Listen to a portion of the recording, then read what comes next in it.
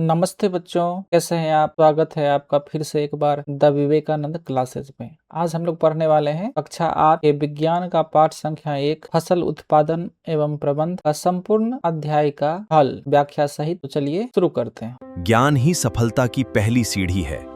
स्वागत है the Vivekananda classes में। सीखिए, बढ़िए और सफल बनिए। सबसे पहला प्रश्न है रिक्त स्थानों की पूर्ति करें, जिसमें दिए गए शब्द हैं तैरने, जल, फसल, पोषक, तैयारी। पहला सवाल है इसका एक स्थान पर एक ही प्रकार के बड़ी मात्रा में उगाए गए पौधे को हम डैश कहते हैं। तो इसका उत्तर होगा हम फसल का। अगला सवाल है कि फसल उगाने से पहले प्रथम चरण मिट्टी की डैश की जाती है, तो क्या होगी? तैयारी की जाती है। प्रतिरोपित बीज जल की सतह पर तैरने लगते हैं, क्या होगा? तैरने लगते हैं। अगला है फसल उगाने के लिए पर्याप्त सूर्य का प्रकाश एवं मिट्टी से जल तथा पोषक तत्व की आवश्यकता है, तो यहाँ होगा जल एवं पोषक तत्व की आवश्यकता। ठीक है, पहला प्रश्न समझ में किसी को दिक्कत है तो कमेंट करके बताइए। अगला है दूसरा सवाल, मिलान कीजिए। इसमें जो है खरीफ फसल जो है कौन कौन से हैं, तो खरीफ फसल का आप लोग मिलान करेंगे ई से। किससे? ई से। धान एवं मक्का को हम लोग खरीफ फसल कहते हैं। रबी फसल का हम लोग मिलान करेंगे गेहूं, चना और मटर से। रासायनिक उर्वरक का जो हम लोग मिलान करेंगे वो है यूरिया एवं सुपर फॉस्फेट्स। ठीक है, और कार्बनिक खाद जो है इसका हम लोग मिलान करेंगे किससे? इससे। तो ये इसका सही आंसर है।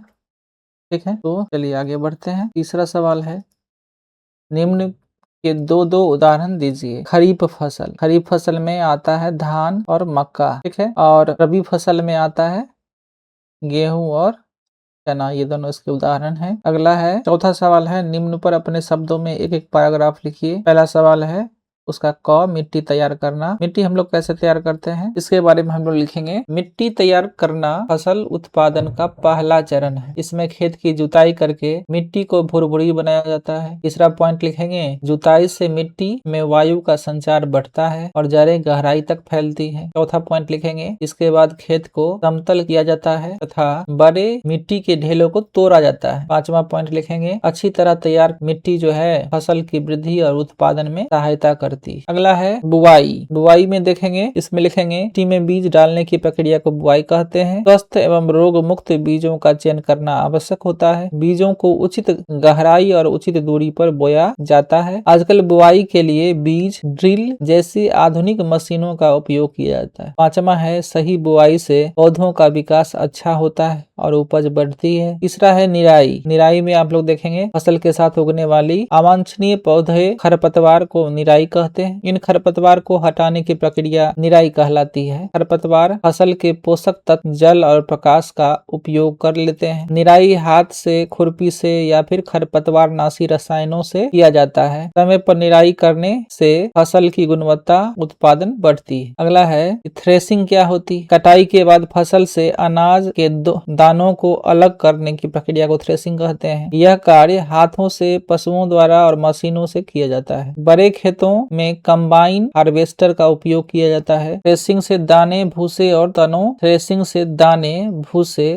तनों से अलग हो जाते हैं। इसके बाद दोनों को साफ करके भंडारण के लिए तैयार किया जाता है। तो ये थे चौथी सवाल। अब आगे बढ़ेंगे हम लोग पांचवें सवाल की तरफ। पांचवा सवाल है उर्वरक और खाद के बीच का अंतर। उर्वरक यानी कि फर्टिलाइजर और खाद यानी कि मैन्योर, क्या सब अंतर है दोनों में? पहला जो है उर्वरक वो रासायनिक पदार्थ होते हैं, दूसरा है प्राकृतिक पदार्थ होते हैं। कारखानाओं में बनाए जाते हैं। उर्वरक जो है वो कारखानों में बनाए जाते हैं। खाद जो है पौधों एवं पशुओं के अपशिष्ट से बनती है। अगला है उर्वरक पौधों को तुरंत पोषक तत्व देते हैं, जबकि खाद जो है पोषक तत्व धीरे धीरे प्रदान करती है। उर्वरक जो है मिट्टी की संरचना में सुधार नहीं करते हैं, जबकि खाद जो है मिट्टी की उर्वरकता जो है एवं संरचना सुधारती है। उर्वरक जो है अधिक उपयोग से मिट्टी व जल प्रदूषित हो सकते हैं और यहाँ खाद जो है पर्यावरण के लिए सुरक्षित होती है। उर्वरक के बारे में फिर जानिए। उर्वरक अपेक्षाकृत महंगे होते हैं, जबकि खाद अपेक्षाकृत सस्ते होते हैं। इसका उर्वरक का उदाहरण है यूरिया, DAP, NPK, जबकि खाद का उदाहरण है कंपोस्ट, गोबर खाद, वर्मी कंपोस्ट आदि। ठीक है, अगला क्वेश्चन है, अगला सवाल है सिंचाई किसे कहते हैं? जल संरक्षित करने वाली सिंचाई की दो विधियां का वर्णन करें। तो इसमें दो विधियां जो है वो ड्रिप सिंचाई और स्प्रिंकल सिंचाई है, इसके बारे में हम लोग पढ़ेंगे। पहला है ड्रिप सिंचाई। ड्रिप सिंचाई में पानी की पाइपों के जाल द्वारा पौधों की जड़ों के पास बूंद बूंद करके पहुंचाया जाता है। इसमें विशेष ड्रिपर या एमीटर लगे होते हैं जिससे पानी बहुत धीमी गति से टपकता है। यह विधि जल की बहुत बचत करती है क्योंकि पानी सीधे पौधों की जड़ों तक पहुंचता है और वाष्पीकरण या बहाव से हानि नहीं होती है। ड्रिप सिंचाई से खरपतवार की वृद्धि भी कम होती है और मिट्टी में नमी बनी रहती है। यह फलदार पौधे, सब्जियां, गन्ना, अंगूर, कपास आदि फसलों के लिए बहुत उपयोगी एवं प्रभावी विधि है। दूसरा है स्प्रिंकल सिंचाई। स्प्रिंकल सिंचाई जो है, स्प्रिंकल सिंचाई में पानी को पंप की सहायता से पाइपों द्वारा स्प्रिंकल यानी कि छिड़काव कर पहुंचाया जाता है। स्प्रिंकल यंत्र पानी को वर्षा की तरह फसलों पर समान रूप से चारों ओर छिड़काव करता है। यह विधि रेतीली, हल्की एवं कम जल धारण क्षमता वाली मिट्टियों के लिए उपयुक्त होती है। इसमें पानी की बचत होती है और खेत के हर हिस्से में समान रूप से नमी पहुंचती है। अगला है यह विधि गेहूं, चना, मूंगफली, आलू, सब्जियां इन सभी फसल आदि के लिए बहुत उपयोगी है। अगला सवाल है यदि गेहूं को खरीफ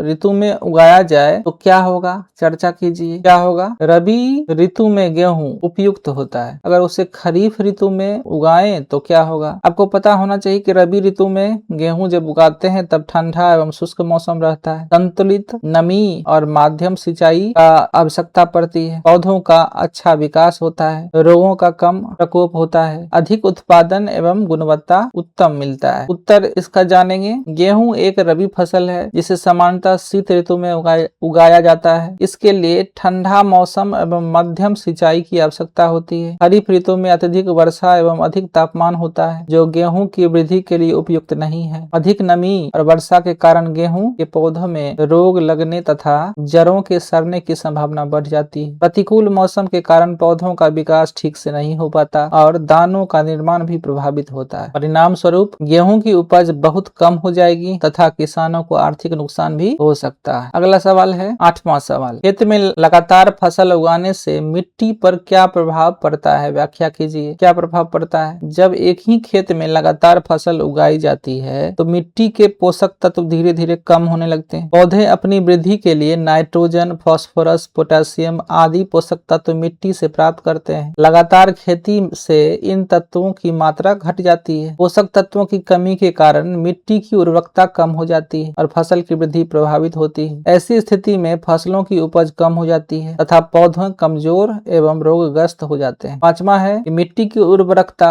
बनाए रखने के लिए फसल चक्र अपनाना, खाद एवं उर्वरकों का प्रयोग करना तथा खेत को कुछ समय के लिए खाली छोड़ना आवश्यक होता है। अगला सवाल है खरपतवार क्या है? हम उसका नियंत्रण कैसे कर सकते हैं? तो फसल के साथ खेत में उगने वाली अवांछित एवं अनावश्यक पौधे को खरपतवार यानी कि वीड्स कहते हैं। खरपतवार जो है फसलों के साथ जल, खनिज, लवण, सूर्य का प्रकाश तथा स्थान के लिए प्रतिस्पर्धा करते हैं जिससे फसल की वृद्धि प्रभावित होती है। कुछ खरपतवार जो है कीटों एवं रोगों को भी बढ़ावा देते हैं तथा फसल की गुणवत्ता और उत्पादन को कम कर देते हैं। खरपतवारों को हटाने की प्रक्रिया निराई कहलाती है जिसको वीडिंग कहते हैं। यह कार्य हाथ से, खुरपी से या मशीनों की सहायता से की जाती है। खरपतवार जो है नियंत्रण के लिए 2,4-D जैसे खरपतवारनाशी रसायनों का भी उपयोग किया जाता है जिससे खरपतवार नष्ट हो जाते हैं और फसल सुरक्षित रहती है। अगला है 10 नंबर। निम्न बॉक्स को सही क्रम में इस प्रकार लगाइए कि गन्ने की फसल उगाने का क्रम तैयार हो जाए। तो गन्ने की फसल उगाने का जो सबसे पहला क्रम है, सबसे पहले हम क्या करते हैं? खेत की जुताई करते हैं। खेत की मिट्टी को भुरभुरी और उपजाऊ बनाने के लिए हल चलाकर जुताई की जाती है।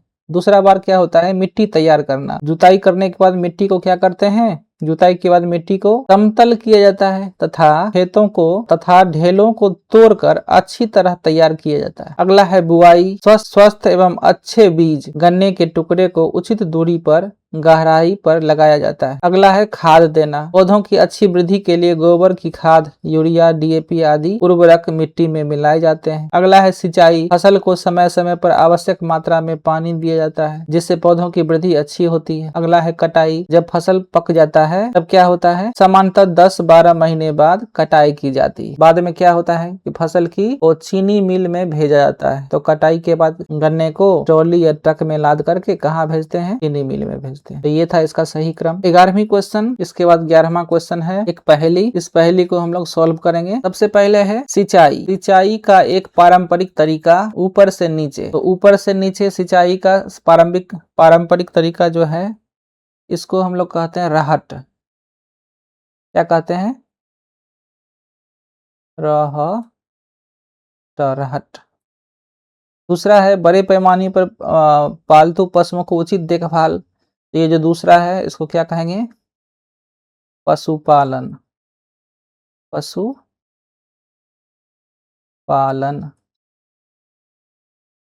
इसको पशुपालन कहते हैं। तीसरा है फसल जिन्हें वर्षा ऋतु में बोया जाता है। तो वर्षा ऋतु में बोने वाले जो फसल हैं उसको खरीफ फसल कहते हैं। ये हो जाएगा खरीफ फसल हो गया। अगला है छठा, फसल पक जाने के बाद काटना, उसको क्या कहते हैं, तो उसको कहते हैं कटाई।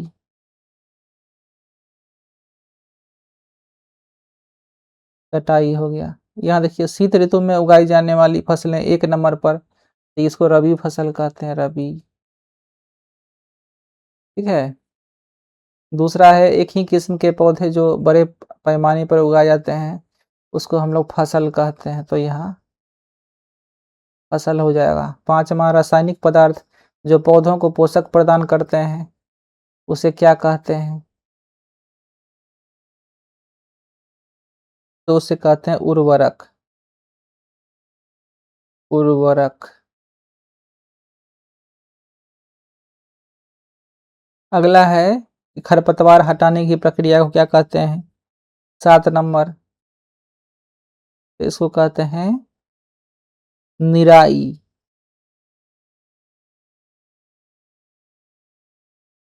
तो यहाँ आपके पास जो आंसर है ये ऊपर से और इधर हो गया बाईं ओर से।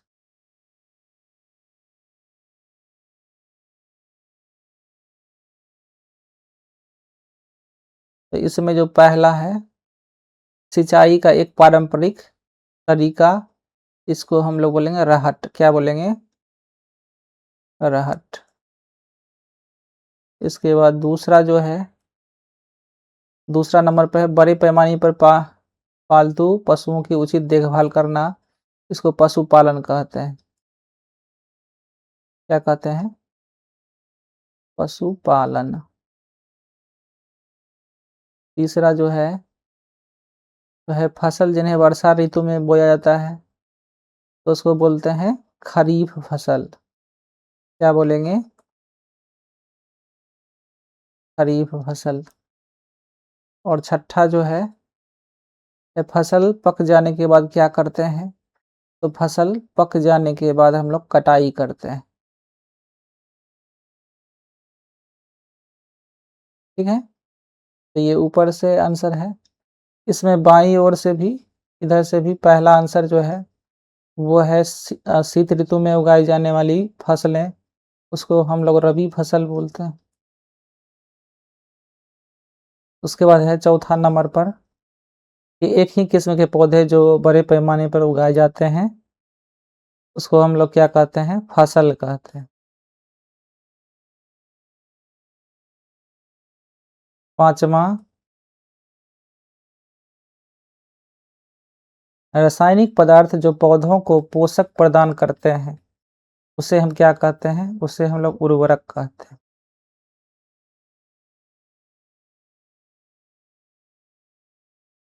और अगला है 7वां, खरपतवार हटाने की प्रक्रिया को क्या कहते हैं, निराई कहते हैं। ठीक है, तो इस वीडियो में बस इतना ही। मिलते हैं जल्द एक नए वीडियो के साथ। आपको वीडियो अच्छा लगा होगा तो चैनल को लाइक शेयर सब्सक्राइब अवश्य कर लें। कमेंट में जरूर बताएं कि आपके लिए अगली वीडियो मैं किस टॉपिक और किस चैप्टर पर लेकर के आऊँ। आपका दिन बहुत बहुत शुभ हो। बहुत बहुत धन्यवाद।